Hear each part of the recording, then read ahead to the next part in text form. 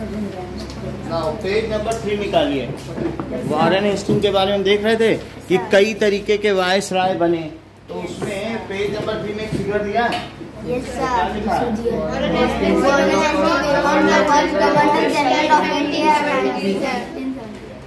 Warren Hastings became the first Governor General and last Lord Mountbatten था। Yes, sir.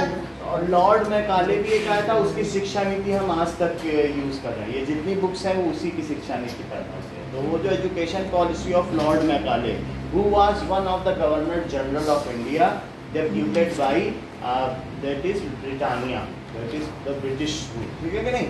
तो Lord Macaulay की शिक्षा नीति, किसकी शिक्षा नीति है? बोलो बेटा मनीषा। पहला गवर्नर जनरल कौन था?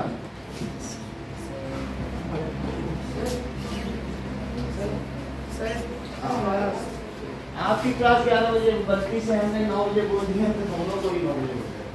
11 बजे 11 से 1 बजे। हाँ बोलो। लास्ट कौन था?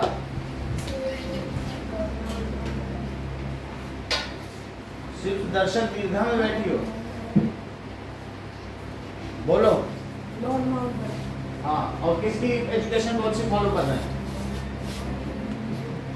बताते बताते सप्लीमेंट हो जाता है। भाई ऐसा तो नहीं है कि 6th क्लास की हो, गलती से बैठी हो 8th में, लग रहा है। क्योंकि इतना तो इडली पसंद है कि डोसा, ये इतनी जल्दी कैसे बता दिया? यानी कुछ नॉर्मल इंटेलिजेंस है आपके पास। नहीं तो बच्चे पूछते हैं कि ये सर क्या बोल रहे हैं बेटा, हमें इडली डोसा बोल रहे हैं, गलत बात बोल रहे हैं, पापा इनको करो। कि ऐसा तो नहीं कहते वहाँ कि वहाँ भी ऐसे डोसा क्या होता है, ऐसा करती हो, फिर यहाँ क्यों कर रही है ना? आओ, यहाँ आपने देखा Warren Hasting became the first governor general of India. While history books narrated the deeds of Governor General biographs, glorified them as a person, painting projected। तो उन्होंने जो गवर्नर जनरल बने तो उनके समय में उनके पैरेलल में जो हिस्ट्री चली उसको उन्होंने डॉक्यूमेंटेड किया। तो हमारे ये ब्रिटिश लोग ये जानते थे कि मैपिंग कराना जरूरी है, और जो जो हो रहा है उस समय गवर्नर जनरल, तो उससे हम लोगों ने हमारी जो ब्रिटिश काल की हिस्ट्री है वो हमने उन्हीं से ली है, क्योंकि उनका डॉक्यूमेंटेशन था कि कहाँ कहाँ इंडिया में क्या क्या है। पैरेलल हिस्ट्री का मतलब है जैसे हमारे यहाँ भी हिस्ट्री है और उन्होंने अपना खुद डॉक्यूमेंट किया। So we feel that their history is more authenticated, though they have popularised, उन्होंने उसको महिमा मंडित किया है इस चीज़ को अपने वाले उन लोगों को। तो हम जो पढ़ रहे हैं उसमें भी उन्हीं का महिमा मंडन है। We feel that they are very great general, ये जो भी है गवर्नर जनरल, तो हम उसी को पढ़ रहे हैं। हमने अपनी कोई अपनी हिस्ट्री को उतना ऑथेंटिकेटेड नहीं मानते। बात समझ में आ गई कि नहीं? क्यों नहीं मानते नहीं है क्योंकि जो हमारे यहाँ फर्स्ट गवर्नमेंट आई थी वो कांग्रेस की थी, और कांग्रेस उनका एक तरीके का बटरिंग करती थी, चापलूसी, तो उसने उन्हीं की हिस्ट्री उठा दी। मतलब एक अच्छी सरकार नहीं थी। तो कम्युनिस्ट एंड ये कांग्रेस है। पहले बीजेपी को आना चाहिए। बीजेपी नहीं आई, उस समय बीजेपी बनी हुई। बात समझ में आ गई? सर तो तब बस एक ही पार्टी बनी थी, वो कांग्रेस थी। कांग्रेस थी और छोटी छोटी और जैसे मुस्लिम लीग और ये सब बनी थी। तो कांग्रेस उनकी चापलूस थी, तो आसानी से उन्होंने उसको दे दिया, जो भी है कि हाँ ठीक है तुम ले लो, लेकिन हमारे गुलाम बन के रहना। जो हमने बताया नहीं कि 99 ये सीरीज में दिया गया था, तो आसानी से। अब देखिए हाउ डू वी पीरियडाइज। तो जो 1817 में James Mill, Scottish economist and political philosopher, published a massive 3 volume book history of British India. तो उन्होंने 3 वॉल्यूम निकाले history of British India. So we have taken, और 3 वॉल्यूम मतलब कि एक में नहीं आ पाएगी, अब बुक इतनी मोटी तो निकाली नहीं जा सकती, तो उन्होंने 3 वॉल्यूम से निकाला। What is colonial? कोलोनियल, अगला पेज निकालो कि कोलोनियल रूल का क्या है, बोलो। सर जब कोई कंट्री दूसरे कंट्री के ऊपर सर अपने political sir rules and sir उसके ऊपर राज करने लग जाती है, जैसे कोलोनियल। यस, तो मतलब ये चीज कह रहे हैं कि कोलोनियल रूल का मतलब है that is British came to conquer the country and establish their rule, subjugating nawabs. तो उन्होंने यहाँ के राजा को हराया और यहाँ रूलिंग किया। सो इस चीज को कॉलोनियल रूल कहते हैं। One country rules over other country. मतलब कोलोनाइजेशन का मतलब है when they are targeting other country for the benefit of trade. जब वो व्यापार के लिए अपने फायदे के लिए ऐसा करते हैं, they only want to rule over other country due to their trade benefit. They want to surpass, they want to overpower over the other country for the trade benefit. So such kind of rule is known as colonial rule. They have no other intention to rule over it. They have no other intention to make fortress, big forts over it. They want to overpower it so that their trade benefits can be taken at maximum. Sir तो British ने India को इसलिए किया था। हाँ, ये सब पहले जरूर ट्रेडर बन गया। इंडिया के पास बहुत पैसा था, यहाँ पे रॉ मटेरियल बहुत ज्यादा था, इसीलिए किया। Now administration procedures producers record. तो हमें कैसे पता चल रहा है कि हमारे यहाँ क्या क्या हुआ? तो जो ब्रिटिश एडमिनिस्ट्रेशन है उन्होंने उसको डॉक्यूमेंटेड किया और वही रिकॉर्ड जो उनके लेटर्स थे या उस समय जो आते गए, तो उस समय भारत में क्या क्या चल रहा था उसी से हमने रिकॉर्ड लिया and that has made the history. ठीक है नहीं? हम कैसे अपने आप मेमोरी के बेस पे तो नहीं लेते हैं, या तो हमारे पास इंडियन बुक्स होंगी कहीं पर लिखी हुई, उनसे हम रिकॉर्ड लेंगे, या हम मुगल शासकों में भी कौन थे, भाट लोग थे जिन्हें अकबर की महिमा मंडन किया है कि अकबरनामा। ऐसे अलाउद्दीन के समय में महिमा मंडित करते थे भाट लोग जो होते थे ना, वो क्या करते थे, उनको पैसा मिलता था, वो अकबर के बारे में इतना बढ़ा चढ़ा के बोलेंगे। जैसे महोबा में अलाउद्दीन थे तो अलाउद्दीन के बारे में ऐसा बड़ा बड़ा के बोलते थे, ऐसा चमचा था महुए में जामे नौ मंदा लमाए, ऐस खवैया महुए वाले नौ चमचा जाए उड़ाए। यानी वहां पर महोबा में ऐसा चम्मच था, उसमें 9 मन दाल आती थी, 200 किलो चम्मच में 200 किलो दाल आती थी, और वहाँ के खाने वाले ऐसे थे कि 9 चम्मच दाल खा लेते। हुए वाले 9 चमचा। तो बोलो क्या ये इट इज ओनली एग्जेजरेशन, किसी चीज को बढ़ा चढ़ा के बोलना। तो हमने लेकिन उन्हीं से हिस्ट्री ले ली। तो हमारी हिस्ट्री उन्हीं पर आधारित है जो भाट लोग और कवि लोग उन्होंने दिखाया। राणा प्रताप उस युद्ध में जीत गए थे और अकबर हार गया था, लेकिन अकबरनामा में लिखा है कि अकबर ने खूब धूल चटा दी। तो असल में हमने अपनी हिस्ट्री भी हम गलत पढ़ते हैं कि राणा प्रताप तीनों युद्ध में महाराणा प्रताप हारे, वही हम पढ़ते हैं। राणा प्रताप एक युद्ध में हल्दी घाटी में जीते नहीं थे, क्योंकि वो भाट किसका था बोलो, महिमा मंडन करने वाला। क्या वो मुगल शासक का था? तो उनके दरबार में बैठता था, वो कैसे कह देता कि अकबर हार गए, बोल सकता था क्या?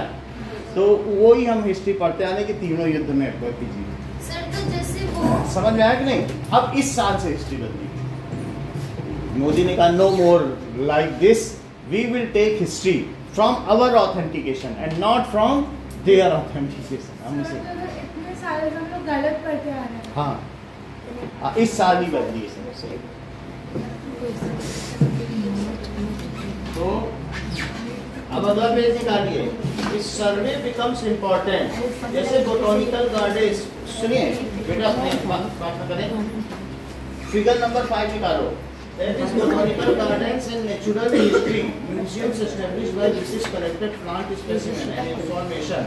Local artists were asked to draw pictures of these specimens. Historians are now looking at the way it is gathered and what the information reveals about the nature of colonization. यानी जो कुछ ऐसे स्पेसिमेन थे, भारत में बहुत biodiversity है।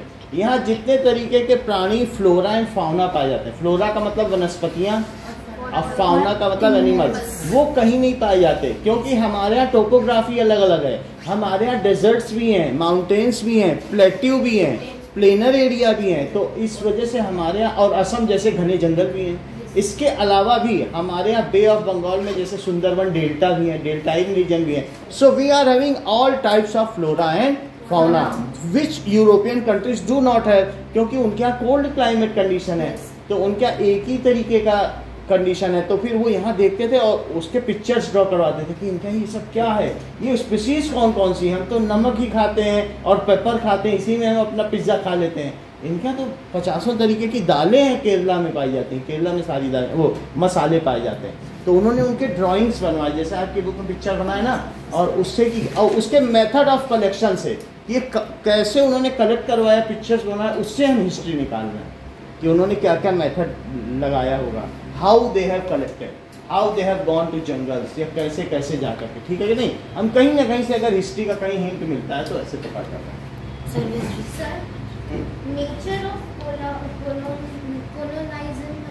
Nature of colonization यानी कि उन्होंने किस तरीके से कोलोनाइजेशन यहाँ पर उपनिवेशवाद बनाया, कैसा रूल था, क्या वो बहुत हार्श था, कठिन था, या यहाँ के लोगों को प्रेशर में रखता था। तो उनका ये जो कलेक्शन का मेथड है, हम उससे ये पता करना चाहते हैं कि वो कितना एडवांस था, क्या उनके मेथड में कार्बन डेटिंग थी, मतलब बड़े बड़े साइंटिफिक मेथड्स थे, या वैसा था। तो हम उनके इससे ये पता चलते हैं जो प्रोसीजर उन्होंने अपनाया यहाँ के मसालों के चित्र बनाने का या कलेक्ट करने का, या जो हिस्ट्री को स्पेसिमेन कलेक्ट करने का, उससे हम ये पता करना चाहते हैं उनके डॉक्यूमेंट से कि जैसे उन्होंने कहा कि हमने 200 ग्रामीणों को बंधक बना लिया, उनको गांव में भेज के बोला तुम ये नहीं करोगे तो मार देंगे, तो उससे हम पता लगा दें कि वो कैसा नेचर है, यानी कोलोनाइजेशन। क्योंकि चिट्ठी तो लिखेंगे ना, जब कुछ भी भेजा जाता है चित्र तो उसके साथ एक लेटर रहता है कि नहीं, so the letter associated with it is used for extracting history. Sir तो हमें लेटर मिला कहाँ से? लेटर जो भी ब्रिटिश ऑफिस थे उनके बगल में बहुत बड़ी बड़ी बिल्डिंग थी, उसमें भरे हुए थे, वो सब यहीं छोड़ के चले गए। वो डॉक्यूमेंट इतना करते थे, डॉक्यूमेंटेशन के लिए उन्हें अलग अलग लेखाकार नियुक्त कर रखे, हर चीज को डॉक्यूमेंट करते, ये उनकी अच्छी बात है। अब जरा देखिए उनके ऑफिशियल रिकॉर्ड्स बहुत थे, नीचे देखिए मैपिंग एंड सर्वे ऑपरेशंस कैसे किया गया, जरा नीचे के चित्र में आपको साफ साफ पता चलेगा मैपिंग के लिए क्या क्या मेथड अपनाए गए। Survey operation in progress in Bengal की a drawing by James Prinsep. पहले होता क्या था कि जो हमारे यहाँ गांव में जमीन की नाप जो करते थे पटवारी के द्वारा कभी परीक्षा होती है, तो उन्होंने उसको नहीं माना, बोला हम अपनी तरफ से सर्वे कराएंगे कि किसकी कितनी ज़मीन है, हमारे अपने मेजरमेंट्स हैं, स्केल्स है। फिर से सर्वे कराया और सर्वे के लिए देखो क्या चीज़ है, नीचे आपको इंस्ट्रूमेंट दिखाई पड़ रहा है, बॉक्सेस हैं, टेबल्स हैं, स्पिरिट लेवल्स हैं, ये क्या है? मतलब बॉक्सेस में कुछ ऐसे इंस्ट्रूमेंट्स होते हैं कि कैसे कैसे मेजरमेंट्स के उनके अपने पैमाने होंगे कि यहाँ से देख के हम पता लगा सकते हैं कि कितना उठाएगा तो कितनी दूर होगा। इसको ट्रिग्नोमेट्री कहते हैं, यानी हम यहाँ खड़े खड़े कुतुब मीनार की ऊंचाई पता लगा सकते हैं, ऐसा एडवांस है। अगर कुतुब मीनार के पास हम खड़े हैं so there are certain angles कि कितने एंगल पर उसका टॉप है तो वो कितनी हाइट पर होगा, कितना ऊंचा है, ऐसा भी इतना ऊंचा है तो कुतुब मीनार कितना ऊंचा है, इतना ऊंचा है तो कितना है। So all the methods, the advance method of measurements were used by British to measure the lands, they have remeasured the land. तो वो सारी मेथड, हाँ बोलिए सर ये क्या है? ये अलग अलग, जैसे मैंने कहा ना इंक्लिनोमीटर है कि किसी चीज को कितना उठाया जाए तो कितनी दूर है, समझ आई बात की नहीं, तो एंगल मेजर कर लेते हैं। तो वो जो एक आपको दिख रहा है पटरा वो इंक्लिनोमीटर। सर तो उस टाइम यहाँ देखो, ठीक है, अब आगे देखिए। हाँ उस टाइम पे ब्रिटिश के पास ज्यादा टेक्नोलॉजी थी कि इंडिया के पास? उस टाइम पे इंडिया के पास कहाँ टेक्नोलॉजी थी, जो भी आपको मैंने बताया ना कि थॉमस अल्वा एडिसन ने 2000 पेटेंट करा रखे थे, तो एडवांस कौन था उसमें, ब्रिटिश ही था, समझ आ गई बात की नहीं। सो दे were very advance.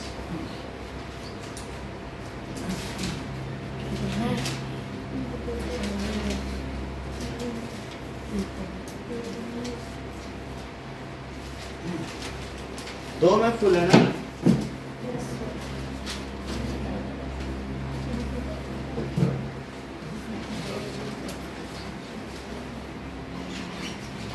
okay now so they have by advanced technology उन्होंने क्या किया, मेजर किया, जो भी है लैंड का रीमेजरमेंट किया, तो उससे स्टेप करने का कैसे हुआ। अब आगे देखो अगले फिगर, द रिबेल्स इन 1857। हमारा उस समय क्या था, 1857 में जो कारतूस होता था उसको मुंह से खींचना पड़ता था गोली में भरने से। कारतूस क्या होता है? कारतूस का मतलब है कि कार्ट्रिज, दैट इज गोली, जैसे कार्ट्रिज तो फीड करनी पड़ती थी, तो उसको मुंह से उसमें एक धागा होता था, खींचना पड़ता था। लेकिन हम लोगों के लिए गाय पवित्र है, वो सब गाय, और मुसलमान के लिए क्या पवित्र है, वो क्या चीज़ गड़बड़ है, सुअर। वो कहते हैं सुअर को तुम छूना भी नहीं चाहते, बहुत घृणात्मक है। They don't want to touch the, वो सिंबल मानते हैं वो कि बहुत डिग्रेडेड है, ठीक है कि नहीं। तो इस वजह से उन्हें लगा कि अब वो जो कारतूस बनते थे उसमें गाय और सुअर दोनों की वो चर्बी थी, फैट यूज़ किया जाता था बनाने के लिए। तो मुंह से कोई बोलो हिंदू छुएगा उसे, क्या आप गाय को मुंह से छूना चाहेंगे उसके स्किन को? अब क्या मुसलमान सुअर को छूना चाहेंगे? लोगों को, सैनिकों को पता चला, सैनिक तो हमारे ही थे, इंडियंस ही तो उनके अंडर में थे, उन्हें ये पता चला कि इसमें गाय और सुअर की चर्बी है। उन्होंने कहा नहीं, अब हम इससे नहीं लड़ेंगे और हम मुंह से उसको नहीं निकालेंगे। तो उन लोग एक हो गए, हिंदू मुस्लिम सब एक हो गए और बोले कि हम चुप चुप करके, उन्होंने एक दूसरे को रोटी बांटना शुरू किया। बोला जब ये रोटी हमारे हाथ में वापस आ जाएगी तो ये पता चल जाएगा, जैसे हमने आपको रोटी दी आपने इनको दी, तो ऐसे यहाँ से झांसी पहुँची, फिर मेरठ पहुँची, फिर महोबा पहुँची, फिर इसी तरीके से तमिलनाडु पहुँची, और जब वापस होते रोटी उसी व्यक्ति को मिल गई तो उन्हें पता चल गया कि अब कम्युनिकेशन पूरा हो गया है और सबको पता चल गया है कि हमें अब 18 मई 1857 को इन अंग्रेजों को जाके इनके बैरक्स में गोली मार देनी है अपने अफसरों को। गोली बंदूक तो सबके पास थी, तो उसको कहते हैं प्रथम स्वतंत्रता संग्राम, फर्स्ट फ्रीडम स्ट्रगल, ठीक है। 18 मई को गोली मार देंगे थी। लेकिन सर फिर वो कैसे निकालते हैं? फिर वो निकाल लेते अपने काम के लिए, तो निकाल ही लेते। अभी तक इतने दिन तक कर रहे थे तो कर ही लेते, मार तो देते उनको, समझ में आई बात की नहीं। लेकिन क्या रोटी पे कुछ वो भेजेंगे, उन्हें पता चल जाएगा। अगर सैनिक सारे एक हो जाएं तो 4 ही तो अफसर हैं वहाँ पे, 4 ही तो अफसर हैं पूरे बैरक में, इंग्लिश अफसर। इंग्लिश इतने तो वहाँ से आ नहीं जाएंगे इतने करोड़ों लोगों पर राज करने के लिए। उनको मार दो तो बात खत्म, और पूरे भारत में एक साथ मार दो तो बात खत्म। सबसे बड़ी गड़बड़ मंगल पांडे ने कर दी, उसने 1 मई को ही गोली मार दी। तो अब उनको पता चल गया कि इसका मतलब है कि जब एक जगह ये हो सका है तो सब जगह हो जाएगा। फिर उन्होंने पकड़ पकड़ के अंदर बंद करना शुरू किया। पहले ही भारत आजाद हो सकता था, उसी टाइम हो जाता अगर ये मंगल पांडे ने 1 तारीख को गड़बड़ी नहीं की होती। मंगल पांडे की पिक्चर भी बन गई, उसे शहीद दिखाया गया, लेकिन वो शहीद शहादत नहीं है, उसने गलती की। जो काम जब होना चाहिए तभी तो होना चाहिए, तो उससे फिर सब भेद खुल गया कि इसका मतलब है कि ये सैनिक ही, फिर अंग्रेजों ने उनको अलग रखना शुरू कर दिया, उनके हथियार भी छीन लिए, उनको लाठियां समझ में आ गई बात? 100 साल तक सर उनसे गन छीन के उनको लाठी दे दी। हाँ बोला इसी से आप लोग लड़ाई करोगे जब तक हम ये पता न कर लें कौन हमारा वफादार है, तो ऐसे ही करता। तो द रिबल्स, इसी बात को यहाँ दिखाया गया है कि rebel.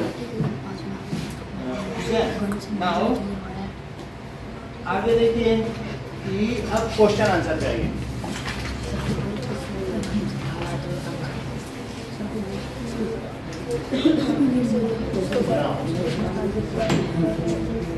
Okay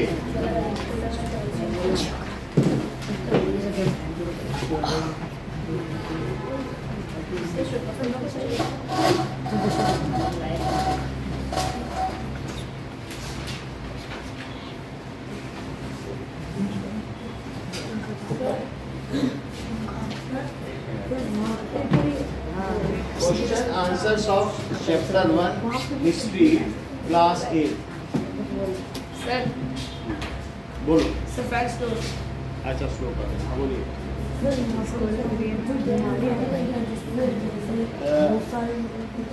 British people relaxing in a club, वो ये आराम कर रहे हैं।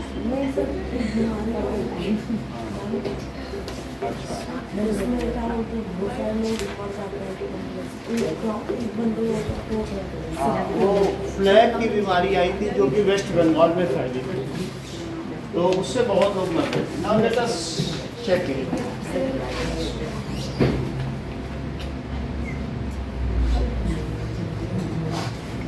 ओके, स्टेट वेदर ट्रू और false.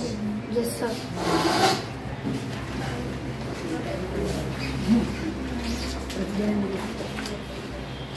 So James Mill divided Indian history into 3 periods: Hindu Muslim and British. So James Mill ने ऐसा हिंदू मुस्लिम करके नहीं किया, अलग अलग पीरियड है, ईयर वाइज किया। ये नहीं कि हिंदू पीरियड मुस्लिम पीरियड, ऐसा नहीं किया, ये फॉल्स है। 2। अगर हम इसमें देखें तो जेम्स मिल का नाम आता है, आप थोड़ा सा पीछे जाओ, नियर द जेम्स मिल सबसे पहले पेज पे आ जाएगा कि जेम्स मिल ने ब्रिटिश किया, ब्रिटिश किया। सर उन्होंने हिंदू मुस्लिम और ब्रिटिश किया था। यस सर, वो सर पेज नंबर 3 पे, पेज नंबर 3 पे, how we paradise. James Mill, a Scottish, published a massive 3 volume. He divided Indian history, Hindu, Muslim and British. Periodization came to be widely accepted. तो पहला क्या है? 3 periods. Divided Indian history, Hindu 3 period. British किया था ना? Christian पे नहीं किया था, तो ये क्रिश्चियन वर्ड गलत है। सेकंड है official documents help us understand what the people of the country think। तो ऑफिशियल डॉक्यूमेंट हमको क्या बताते हैं? ये नहीं बताते हैं कि सर नहीं बताते, थिंक नहीं बताते हैं, सर फॉल्स। मतलब हम क्या सोचते हैं क्या वो बताएंगे? वो हमारे सोचने पे थोड़ी चलता है। They only popularize their British वो वाइसरायज एंड गवर्नर जनरल, तो वो क्या चल रहा था वो बताएंगे, थिंकिंग तो नहीं बता सकते ना। तो दिस इज फॉल्स। सी देखिए, that is the British thought surveys were important for effective administration। उन्होंने कहा कि सर्वे जरूरी है जगह जगह, अगर मान लो गलत मेजरमेंट हुआ तो फिर हम स्टेट का और ये टोटल एरिया नहीं निकाल पाएंगे, तो उन्होंने कहा सर्वे करो, हर चीज का फिर से सर्वे होना चाहिए। उन्होंने खूब सर्वे किया, तो that is true.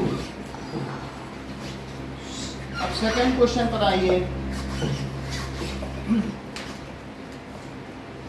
What is the problem with what is the problem with the periodization of Indian history that James Mill offers?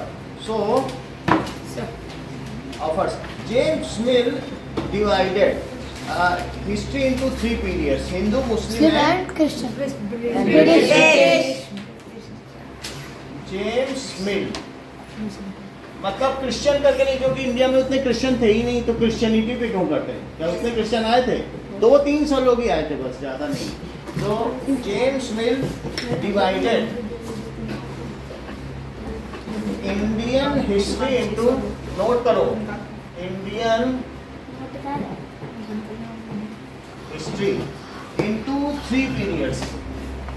और सिर्फ उन्होंने अपने ही पीरियड की नहीं लिखी, उन्होंने साथ में अकबरनामा ये सब कलेक्ट करके उसके ऊपर भी जेम्स मिल के, जेम्स मिल की हिस्ट्री हम पढ़ रहे हैं, यानी अब हम इस साल बदली गई है, वरना अभी तक जो हमने 60 सालों में पढ़ा है 60 ईयर्स में, जेम्स मिल की हिस्ट्री पढ़ी है। उन्होंने उसके पहले वैदिक काल का भी लिखा है, फिर जब मुगल्स आए उनका भी लिखा है, ये नहीं कि सिर्फ ब्रिटिश काल का लिखा है, क्योंकि वो जानना चाहते थे कि इंडियन का कल्चर क्या है, वो पैटर्न क्या है, तभी तो वो रूल कर पाते। अगर वो हमारी मेंटेलिटी नहीं जानेंगे तो रूल कर पाएंगे?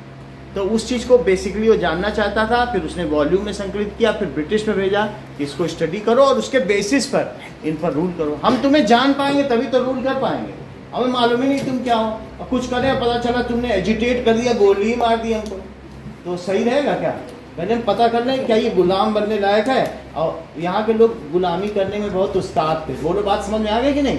देवर वो किसी पर भी, जैसे उन्होंने मुगलों को चापलूसी की तो वो चापलूसी करने में उस्ताद थे, बात समझ में आ गई? हेल्प की थी ब्रिटिश को कब्जा करने में एक तरीके से वो अलग अलग चीजें थे, उनको पता चला कि जैसे यहाँ पर ऐसे लोग भी थे जो भेदिया लोग थे, मतलब कि जल्दी लाभ मिल जाए तो ब्रिटिश की साइड हो जाओ। ब्रिटिश ने बहुत सारी जमीन ऐसे ही कब्जा कर ली कि मान लो कुछ कुछ लोगों को मिला राजाओं के यहाँ गए तो वहाँ पर अपना ब्रिटिश का बताया यूरोप में ये है वो है, तो कुछ लोग प्रभावित हो गए, वो इनके पीछे पीछे चले आए, बोले हम आपकी तरफ बोलो क्या चाहते हो, ऐसे करके हमने मिला लिया। सो जेम्स मिल ने 3 ग्रुप में डिवाइड की जो हमारी हिस्ट्री। बोलो बेटा किस किस में डिवाइड किया? Sir Hindu Muslim and British. Hindu Muslim, ठीक है ना। जैसा कि निखिल ने बताया कि it is divided, this periodization has its own problem. It is difficult to refer any period as Hindu और मुस्लिम। क्या ये बात तुम्हें लगती है कि अचानक जो हिंदू थे वो मुस्लिम बन गए क्या सारे? तो मुस्लिम पीरियड करने का क्या मतलब है क्या मान लो अगर एक दो मुस्लिम बाबर आ गया तो क्या सब मुस्लिम हो जाएंगे? हिस्ट्री एक शासन एक किंग या एम्परर के बदलने से तो कल्चर नहीं बदल जाएगा ना। तो ये प्रॉब्लम बहुत बड़ी प्रॉब्लम है। या ब्रिटिशर्स आ गए तो क्या 2-4 के आने से वो ब्रिटिश हो जाएंगे? नहीं हो सकते। So divided into 3 periods. This periodization has its own problem. Periodization, जब ये मैं क्वेश्चन लिखूं देवव्रत बिल्कुल यही बोल के सुनाना। तो James will divide into sir into के बाद into 3 periods. That is Hindu, Muslim and British. Devvrat ये क्वेश्चन क्या पूछा गया? रिपीट करो बिना देखे। सर जेम्स मिल ने जो इंडियन हिस्ट्री को डिवाइड किया था उसमें क्या प्रॉब्लम थी सर? अच्छा, सो उनको क्या क्या समस्या आई? This periodization has its own problems. That is it is difficult to refer any period as Hindu or Muslim. It is difficult to refer any period. क्योंकि हिंदू मुस्लिम तो हमेशा साथ ही साथ रहे, तो हम कैसे कह दें कि हिंदू पीरियड है मुस्लिम? और एक समय में क्या पूरे भारत में क्या सिर्फ मुस्लिम का ही शासन था? आधे में तो मराठा का शासन था, तो हम उसे मुस्लिम पीरियड कैसे कह दें? हाँ, पीरियड। ठीक है सर, आप ये क्वेश्चन एक और बार समझा सकते हैं? हाँ, समझाएंगे। So that is difficult to refer any period of history as Hindu और मुस्लिम। तो ये दिखाया गया है क्वेश्चन में कि आद्या कि जेम्स मिल को हिस्ट्री बनाने में और पीरियडाइजेशन करने में किन समस्याओं का सामना करना पड़ा। उन्होंने तो इस तरीके से पीरियडाइजेशन किया है, तो क्या समस्याएं तो यहाँ पर दिखाया जा रहा है। It is also not justified Hindu और Muslim because a variety of faith exist as both kind of faith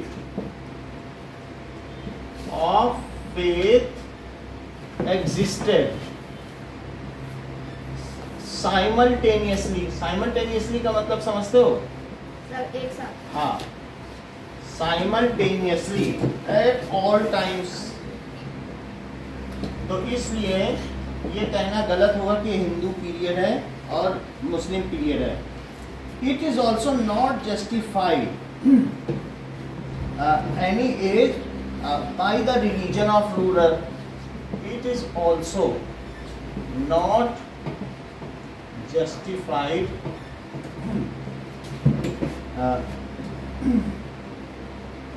to determine the age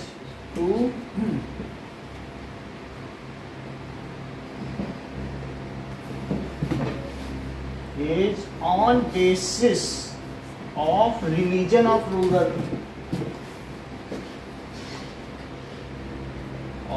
ruler कि रूलर का क्या फेथ है, क्योंकि बहुत सारे रूलर अलग अलग फेथ के थे, अलग अलग रिलीजन के थे। सर जो मुगल एम्पायर थे उन्होंने इंडिया पे कब्जा किया था। इंडिया पे कब्जा किया था तो पहले वो दिल्ली और आसपास के क्षेत्र में बाबर रहा, फिर उसका बेटा हुमायूं आया, वो और थोड़ा बड़ा किया, तो बाबर, हुमायूं, फिर उसके बाद अकबर, जहांगीर आते सर तो उनको हराया किसने? हराया वो जैसे बाहर से आए थे, दिल्ली में उन्होंने कब्जा कर लिया। तो सबसे पहले हम ये देखते हैं कि पृथ्वीराज चौहान या शुरू में जो बाबर का मुकाबला हुआ, तो इंडिया में वो उधर के राजस्थान के रास्ते से उधर के रास्ते से आ गया, तो वहाँ उसका पानीपत की लड़ाई हुई, मुकाबला हुआ, तो उनको हरा करके वो अंदर आ गया, फिर धीरे धीरे दिल्ली से उसने अपना एक्सपेंशन करना शुरू किया। ठीक है, तो पानीपत कहाँ से थे? ये मध्य एशिया से, ये देखो सर पानीपत हरियाणा में है ना? हाँ, यानी ये जो है यहाँ से आए और इंडिया में आए,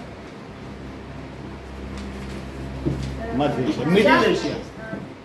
हाँ, इधर सर इज नॉट के बाद क्या लिखा है sir? So also not justified to determine the age, ये बताना कि उनका age on the basis of religion of ruler कि रूलर यानी शासक का क्या धर्म था, उसके आधार पर बताना ठीक नहीं है, because it looks that religion and practices of common people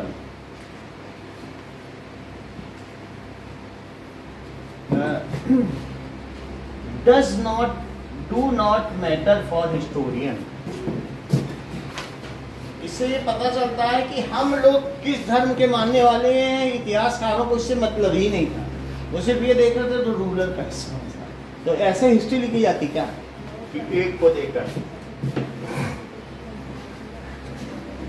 do not matter for historian. Sir तो तब से हम यही हिस्ट्री पढ़ते आ रहे हैं। हाँ, अब देखो इस क्वेश्चन को हम बता रहे हैं कि उनको क्या प्रॉब्लम है। एक बार मैं बताता हूँ, फिर उसके बाद निखिल बताएंगे और देवव्रत बताएंगे। So let us first see James Mill divided Indian history into 3 periods, that is Hindu, Muslim and British. ठीक है, now this periodization has its own problem. इस पीरियडाइजेशन में कई समस्याएं हैं। क्या समस्याएं हैं? It is difficult to refer any period on the basis of religion. It is difficult to refer because Hindu and Muslim practices simultaneously existed at all period of times. Because Hindu and Muslim practices simultaneously existed at all period of time. So how can we separate the periods on basis of Hindu or Muslim? Historian separate. इसके बाद क्या है बताओ? Both kind of faith existed simultaneously, or it is also not justified any age on the basis of religion of ruler. क्या ये उचित होगा कि किसी भी अवधि को शासक के धर्म के अनुसार ही उल्लिखित कर देना? It is not justified to, ठीक है, declare any age on the basis of religion of, कि अकबर मुस्लिम है तो मुस्लिम एज हो गई। क्या उस समय और भारत में दूसरे धर्म नहीं थे? ये भी थे। And it looks that historian were only concern with religion of ruler and not with the faiths and practices of common people. Now I से रिपीट इट। एक बार जरा हिंदी में समझा देते हैं। अभी समझा था, फिर समझा। James Mill divided Indian history into 3 periods: Hindu, Muslim, and British. The periodization has its own problems, and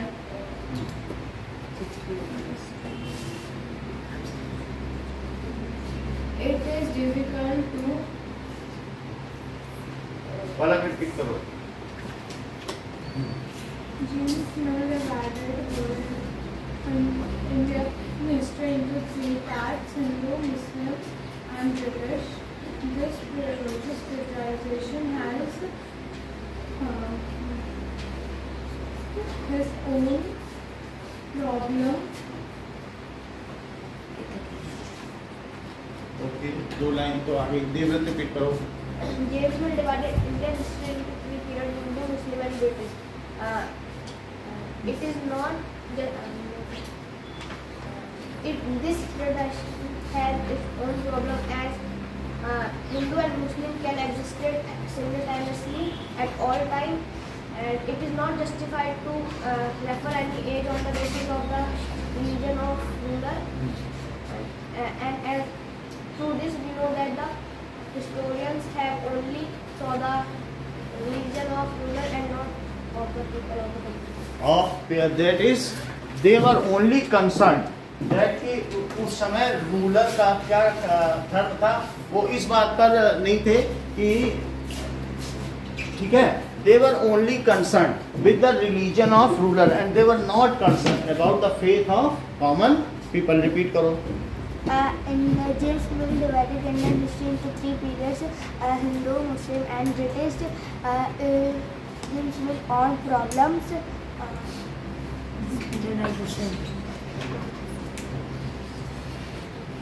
This periodization is on problem.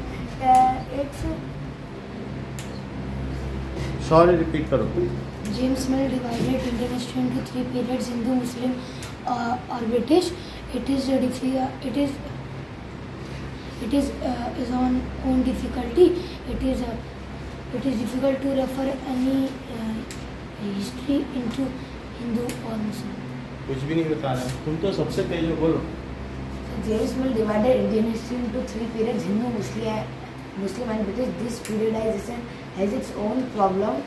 This is not necessary that Hindu and Muslim rulers are at one period. Both can be at the same time. Hindu and Muslim existed alone in any one period. Both have simultaneously existed at all period of times. At all. This is not justified to determine age of ruler on the basis of religion of ruler. Age of ruler नहीं, the age of history on the basis of religion of ruler. This is James Mill does not look at the practices of the people, but look at the kingdom ruled by. हाँ, कि किसके द्वारा ये? इसलिए sir होने से historian को sir यही मैटर करता है। मैं पढ़ाऊंगा ना बेटा, हाँ बोलो बेटा। James Mill divided the Indian history in three parts: Hindu, Muslim, and British. But ये तो बहुत अच्छा होता है। this periodization has its own problem, and it is difficult to periodize the time on the basis of the religion of the ruler. बोलो अभी तो शुरू ही किया है, अभी क्या हो गया? The historians saw the religion of the ruler, and they now focused on the religion and faith of common अच्छा people. होता है, बोलो आज्ञा। James Mill divided Indian history into three periods: Hindu, Muslim, and British. It is difficult. The periodization has its own problem. It is difficult to refer history into the religion of the ruler king. नहीं, ऐसा कुछ नहीं है, आपके sentences ठीक नहीं बन रहे। जरा हिंदी में समझा देते। हाँ, जेम्स मिल ने जो भारतीय इतिहास था उसको तीन कालों में विभाजित किया, एज को, इंडियन हिस्ट्री को, हिंदू इतिहास, मुगल इतिहास और ब्रिटिश इतिहास। लेकिन इस पीरियडाइजेशन की अपनी कुछ समस्याएं हैं। क्या समस्याएं हैं? It is difficult to determine any age. ये बहुत मुश्किल होगा कि किसी एज को सिर्फ हिंदू या मुस्लिम के आधार पर डिटरमाइन करना, क्योंकि किसी समय सिर्फ हिंदू नहीं रहे या किसी समय पर सिर्फ मुसलमान नहीं रहे। दोनों प्रकार की आस्थाएं एक साथ हर समय विद्यमान थी। दोनों आस्थाएं एक साथ थी ना, दोनों एक साथ रहा करते थे। It is also not justified, यह भी उचित नहीं होगा कि किसी भी अवधि को उस समय शासनकर्ता के धर्म के आधार पर विभाजित कर देना, तो ये उचित नहीं होगा। It is not justified to tell the age on the basis of religion of ruler. It looks, ऐसा प्रतीत होता है कि उस समय के इतिहासकारों को लोगों की आस्थाओं, उनके विश्वासों से, उनकी संस्कृतियों से कोई सरोकार नहीं था। उनको सिर्फ उस समय के शासनकर्ताओं के धर्म से ही सरोकार। बोलो, बात समझ में आ गई? Yes sir. Now next question, अच्छा बताना, जो पहले सब बढ़िया बता देगा उसके लिए। अगला क्वेश्चन है, why did the British preserve official document? तो ब्रिटिश ने क्यों डॉक्यूमेंटेशन किया? डॉक्यूमेंट्स बनाए थे कि नहीं? अलग अलग हर चीज लिख लिख के उन्होंने उनका डॉक्यूमेंट ऑफिस हुआ करता, क्यों किया? So the British preserve documents because of following reason. British preserved documents because of following reason. Because of following reason. जरूरी नहीं था वो अपना ट्रेड करते हो तो बिजनेसमैन थे, उनको क्या जरूरत थी डॉक्यूमेंट करने की? नहीं, वो तो कॉटन बेचते। लेकिन उन्होंने ये सब क्यों किया? इसका कुछ तो रीजन होगा ना। इसीलिए प्रश्न बना कि भाई तुम तो व्यापार करने आए, तुम इतिहास क्यों लिखने बैठ गए? है बात की नहीं? रिलीजन, रीजंस सर कि आगे वाली पीढ़ी को पता चले क्या। अब वो क्यों है वो हम देखते हैं अभी वास्तव में। Second question में it is also not बोलो। second question में it is also not justified. It is also not justified, यह भी उचित नहीं है। चलो फॉलोइंग रीजंस, क्या रीजंस है कि उन्होंने डॉक्यूमेंट क्यों किया। चलो पहली चीज, any information of proof of any decision can be used for the preserve documents. पहली चीज है any information can be taken out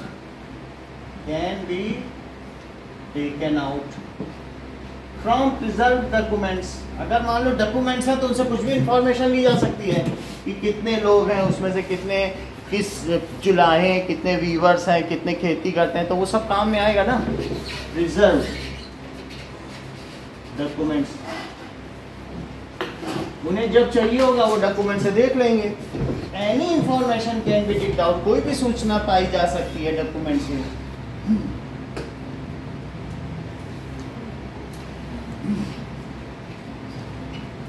Their copies may be made and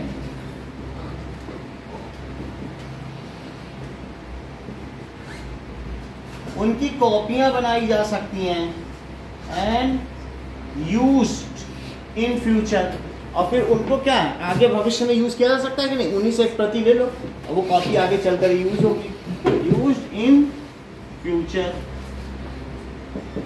जैसे किसी ने तुम्हारे स्कूल में तुम्हारे सीनियर बच्चे ने नोट्स बनाए, तो क्या तुम उसके नोट्स की कॉपी नहीं लेके यूज कर सकते फ्यूचर में। तो तुम नोट बना रही हो, कोई आगे चाहे पढ़ना कि आ गया तो नंबर 1 आ गई, लाओ अपनी कॉपी, तो कॉपी बना ले, तो हो सकता है कि नहीं। It's copies can be made and used in future. दूसरी चीज हो सकती है कि नहीं। तीसरी चीज देखो, नाउ वन कैन, जिसको चाहिए स्टडी डॉक्यूमेंट्स, उन डॉक्यूमेंट्स उनको पढ़े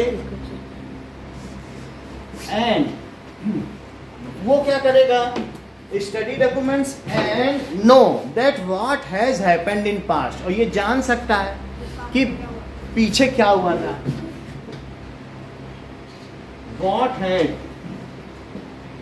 happened in past, तो इसके लिए भी ये आवश्यक था। Now, documents are helpful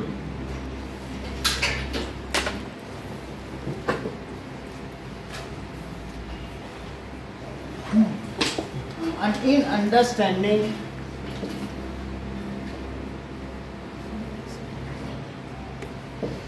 social, economic and economic background at that time. Social and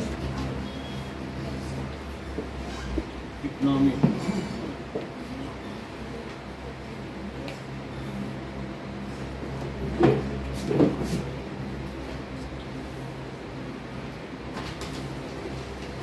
इससे ये जाना जा सकता है कि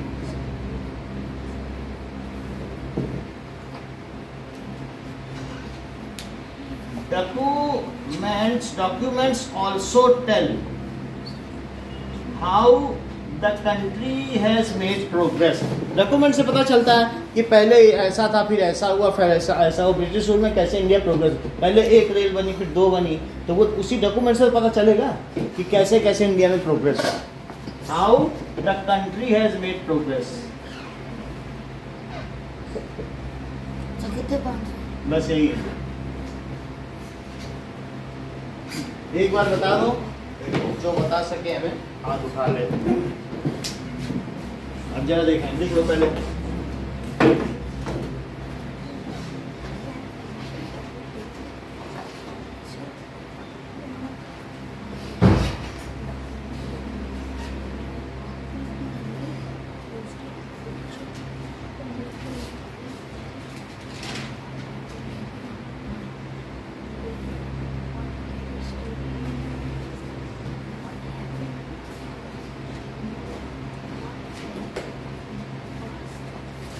लास्ट पॉइंट क्या है सर? हमें ये जो भी दस्तावेज है, डॉक्यूमेंट्स का मतलब दस्तावेज, वो ये भी बताते हैं कि किसी देश ने कैसे विकास किया, how the country had made progress. Now Aara बताओ। The British preserved documentation because when anybody will read them, they will see that what will happen in past. So, मतलब वो भी किसी कंट्री से कैसे प्रोग्रेस किया था। 2 पॉइंट हो गए, और बोलो। 3 और बताओ। सर जो भी सर सोशल फिर इकोनॉमिक। बहुत अच्छा कि what was the social and economic background of people. 3 point हो गए, 2 और बता दो। पेन पानी में 2 और 3 हो। निखिल बताओ, ये बताई जा सकती है। फिर से पूरा बताओ और इंग्लिश में बताओ। कि their copies can be made, और ये भी पता किया जा सकता है कि तुम्हारे पास्ट में क्या हुआ। By reading the documents, anybody copies can be made and used in future, or it is taken out, so any information can be taken out. उस समय कोई भी अगर डॉक्यूमेंट्स है तो कोई भी इंफॉर्मेशन, कितने लोग हैं, किनका क्या रिलीजन है, उसमें कितने जुलाहे हैं, कितने किसान हैं, any information can be taken out from the documents. Their copies can be made and used in future. Anybody can go and read documents and know what had happened in past. कि past में क्या हुआ। What was the socio-economic fabric of the people living at that time? उस समय के लोगों का क्या रिलीजन था, ये भी पता किया जा सकता है। How the country had made progress in the past। ये बहुत अच्छा चांस है तुम्हारे लिए 5 पॉइंट बताने। और एक पेन पाने।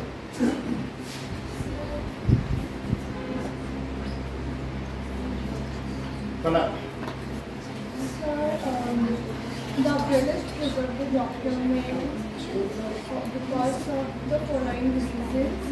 Any information can be taken out from preserved documents.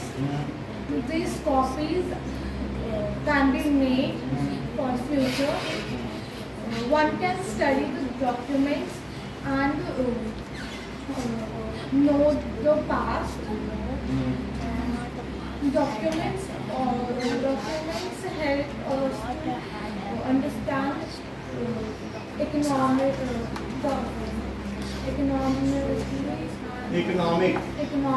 and socialities. Social मतलब सोशल एंड इकोनॉमिक पैटर्न ना, बैकग्राउंड ऑफ दैट। और एक बताओ। Documents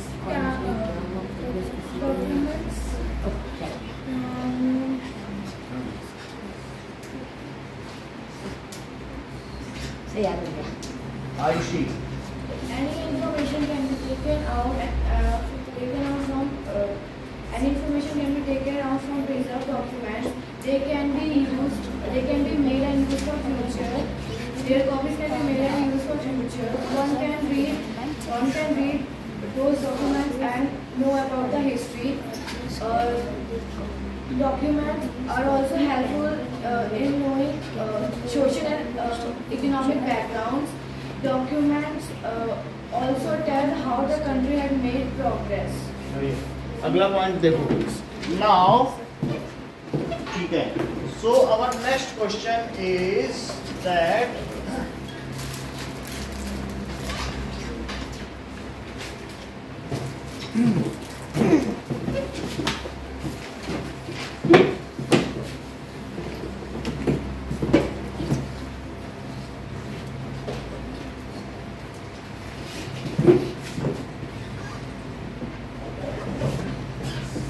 now question number 4, that is how will the information historian get from the old newspaper be different from a police report। एक है newspaper से information निकालो, और police के पास भी तो लोग अपनी शिकायत लेके जाते हैं, उनके पास भी तो डॉक्यूमेंट्स होंगे कि नहीं होंगे, तो उन दोनों में क्या कोई अंतर होगा वो भी देखो। न्यूज़पेपर में कुछ अलग है अब पुलिस रिपोर्ट में भी डॉक्यूमेंट तो पुलिस के पास भी है, उसमें भी पता चल जाएगा कि मुझे अंग्रेजी शासकों ने ये किया या इन्होंने ये किया, ऐसे कुछ होगा। So let us see question number 4। So the information printed in newspapers are affected by views. The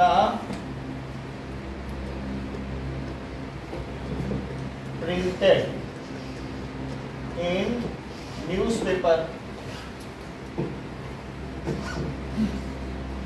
are affected by opinions of reporters are affected। जैसा रिपोर्टर चाहेगा क्या वही वो छापेगा? No. क्योंकि रिपोर्टर जो हम एक रिपोर्ट करने वाला सोर्स है वो छापेगा, ठीक है। Are affected by opinion of reporter, और वो वही छापेगा लोग जो पढ़ना चाहते हैं, क्योंकि उसका न्यूज़पेपर ज़्यादा बिके। ये ठीक है कि गड़बड़ हो गया क्या? हाँ तो ठीक कर दो उसको, सही है, ठीक है, तुरंत कर दिया। तो ओपिनियन ऑफ रिपोर्टर, अगर पैर लग जाए तो ठीक कर दिया। अब आगे देखो, न्यूज़ एडिटर्स। तो but the historians find in police reports are usually true and realistic, but the information in police report records, वहां तो कोई गलती नहीं होगी ना, आर ट्रू एंड रियलिस्टिक।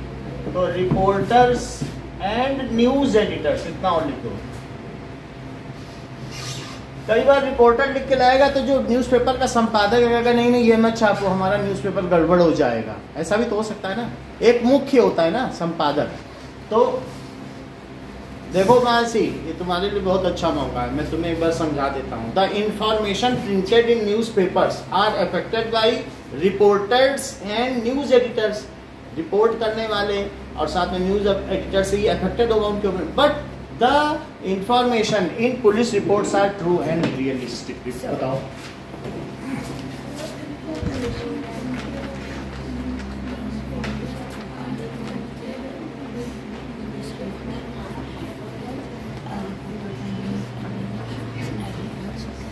दयान, बताइए कैसे न्यूज़पेपर में छपी हुई जो सूचना है वो पुलिस रिपोर्ट की सूचना से डिफरेंट है? बताइए, आप ऐसे क्यों कर रहे हैं, बोलो।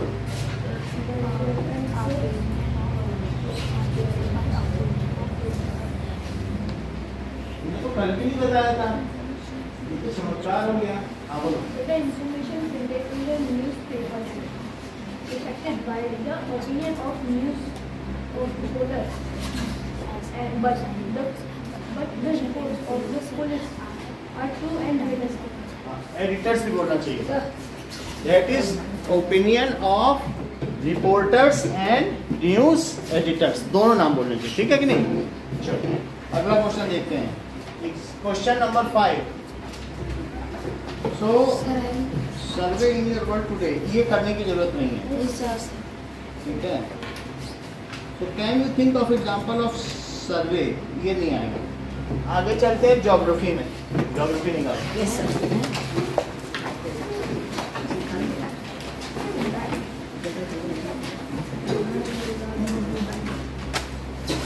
शाम की क्लास है।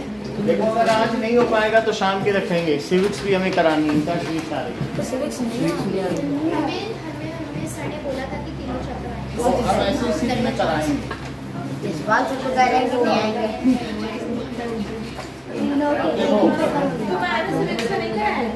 अच्छा कुछ इसमें कुछ सुन लें, कुछ एमसीक्यू भी आएंगे। मैं 4-5 एमसीक्यू करा दे रहा हूँ जो मेन है, आप नोट करो। एमसीक्यू, पहला एमसीक्यू है history of British India was written by the history of British India was written by James Mill. Okay. The first Governor General of India. Warren Hastings. ठीक है। The first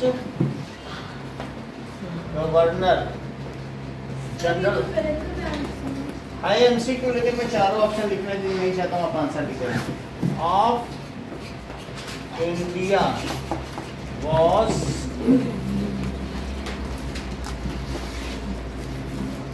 Warren Hasting.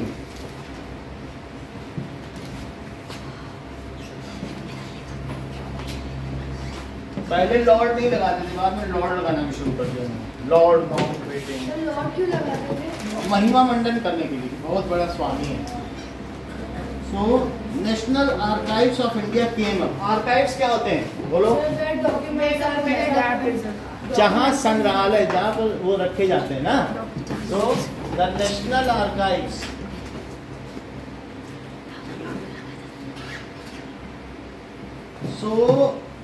Of India came up. सबसे पहले ऐसे संग्रहालय जहाँ पर ये सब हो गए, तो कब बना? बुक में दिया होगा, किस साल में आया?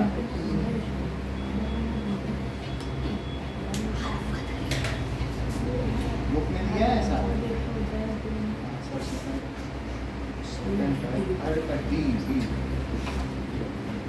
तो it came up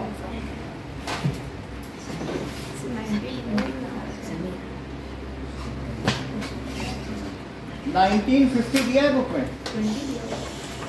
सबसे पहले 1950 जहाँ लिखा हो,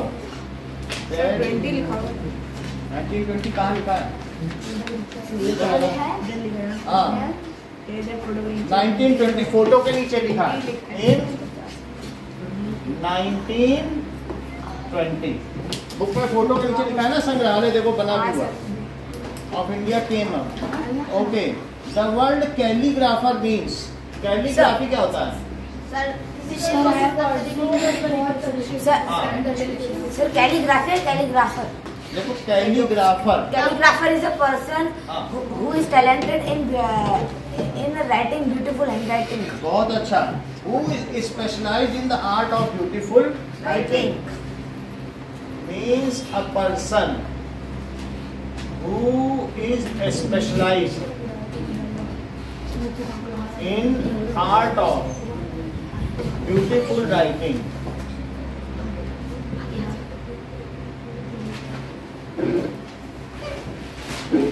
Next is census operation. census का मतलब क्या समझते हो? सर जनगणना। बहुत अच्छा। सेंसस का मतलब है जनगणना, कि कितने लोग कहाँ रहते हैं, वो कितना पढ़े हैं, उसमें कितने लोग काम करते हैं। तो कितने सालों में की जाती है सेंसस? सी लिखो, 10 years, 10 सालों में होती है जनगणना। Census operations are held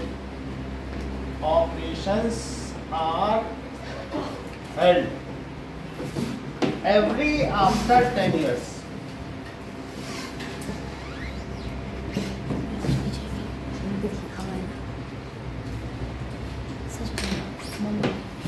Okay, now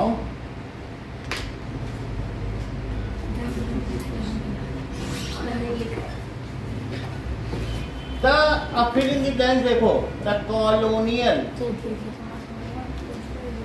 तो colonial रूल ने ज्यादा इम्पोर्टेंस और किसको दिया? As given, बोलो, much importance। आयुषी बोलो। ठीक है, फॉर सर्वेइंग किसको दिया? किसी भी चीज की डॉक्यूमेंटेशन। इसका भी आंसर देखना पड़ेगा।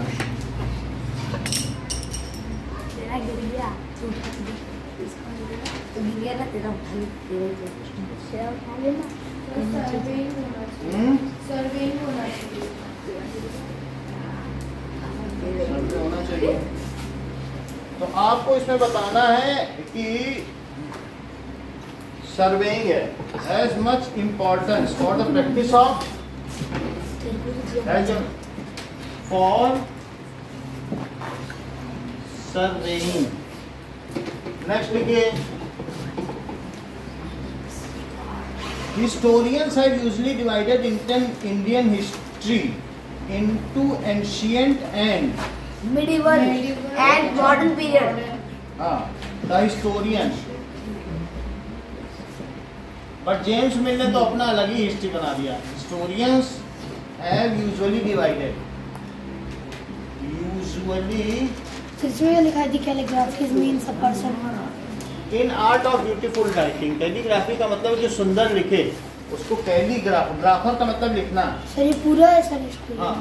The historian divided Indian history. Indian history into ancient,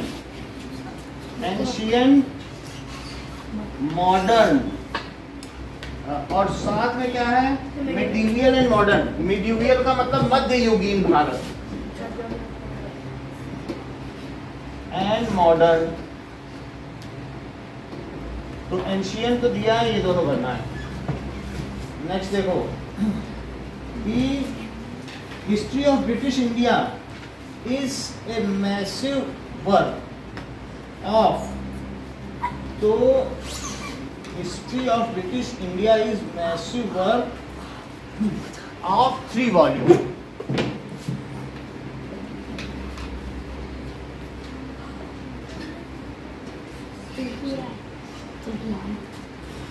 is massive work of 3 volumes. Next is Mill thought that all Asian societies were at a level of civilization than Europe. तो मिल ने क्या सोचा? Mill thought that all Asian societies are at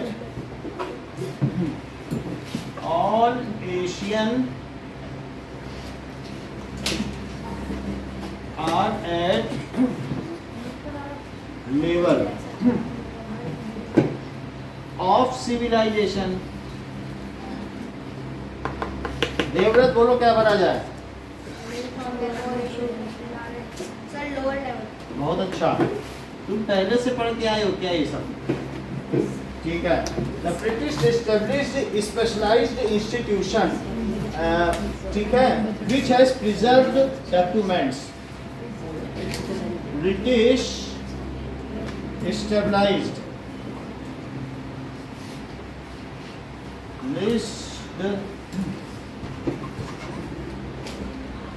specialised, उन्होंने institution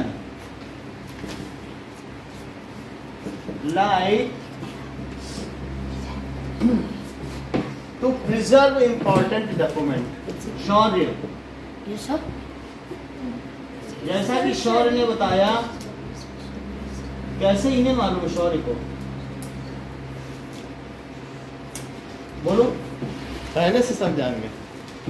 हाँ बोलो Ayushi. Established कुछ institution नहीं, institution का मतलब वो भवन बनाए, उनका नाम बताओ. Archives and museums. ये जानता है म्यूजियम, लेकिन शौर्य ने भी जी सर बोला था, तो शौर्य भी इसका मतलब जान लेते थे. जो जी सर कैसे बोलता है? सेवेंथ में देखो, हिस्टोरियंस हैव यूजुअली डिवाइडेड.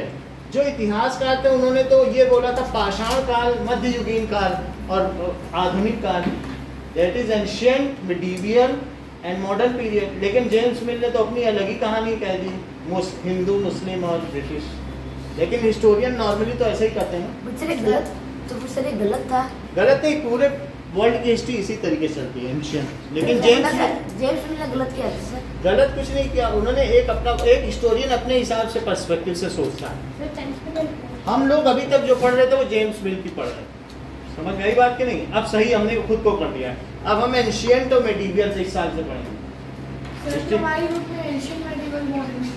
हाँ, अब बदल गई बुक आपकी.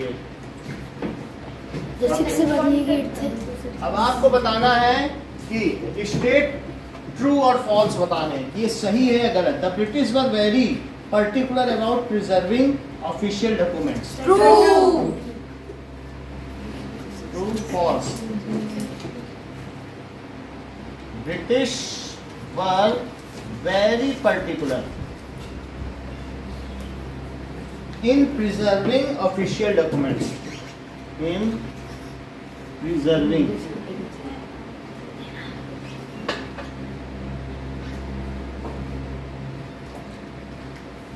ये आपको बताना है कि true or false. Now, printing began to spread by middle of 20th century. Printing press कब हुआ? जब न्यूज़पेपर आने लगे। Printing began to spread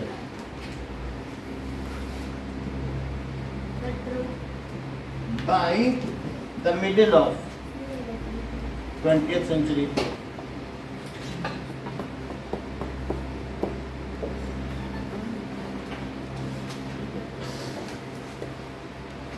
twentieth century का मिडल क्या होगा? यानी 1950। Yes sir. चलो, तो ये भी आपको बताना है। The periodization of Indian history offered by James Mill was not at all accepted. तो जेम्स मिल ने पीरियडाइजेशन किया of Indian history done by James Mill was not at all accepted. Was not at all accepted. तो ये true है कि false, ये बताना। True false false, ये ट्रू है। और अगला वाला फॉल्स। और ये भी फॉल्स है। हमने तो अभी तक पढ़ाई है 60 साल से, तो हम ये क्यों कहते नहीं एक्सेप्ट? पढ़ ही रहे हैं, हमने तो एक्सेप्ट वही कर लिया। नेक्स्ट देखो, British carried out detailed survey out by the early of 19th century for mapping. तो उन्होंने सर्वे किया था क्या? Yes, sir. So British carried out detailed survey.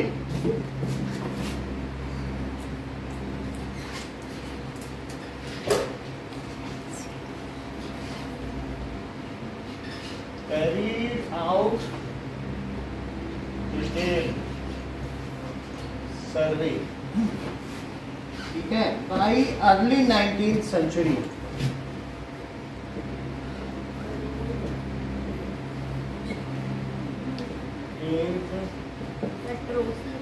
Century, in order to map the entire country, in order to map the entire country.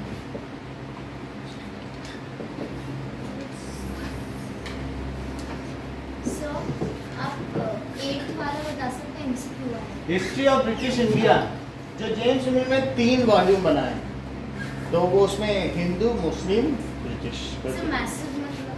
बहुत बड़ा volume, massive. पूछो। That is lower level. वो मानते थे कि हम इंफीरियर हैं, बोलते थे भारत बहुत पिछड़ा है।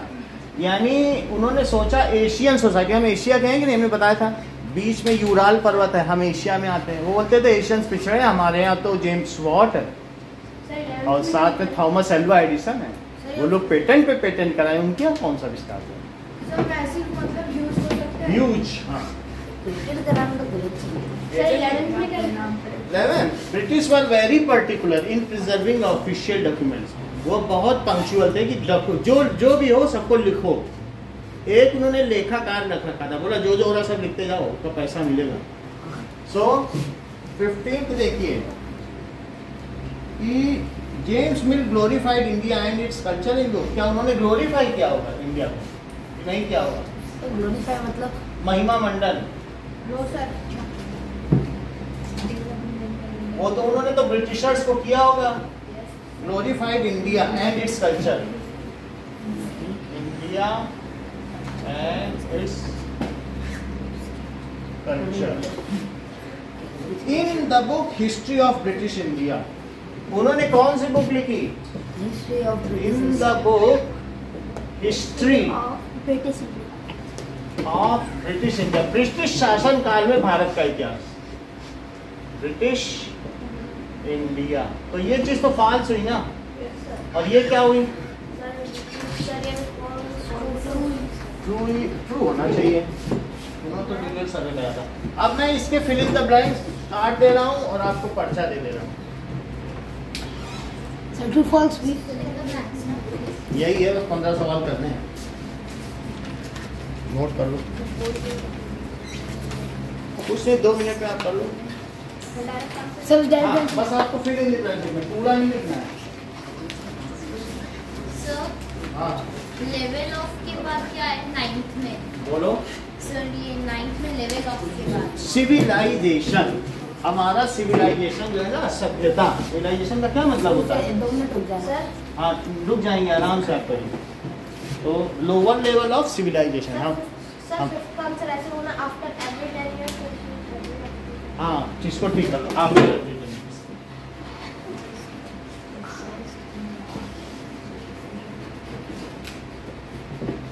कल्चर इन के बाद क्या लिखा है? कल्चर किसमें? In the book.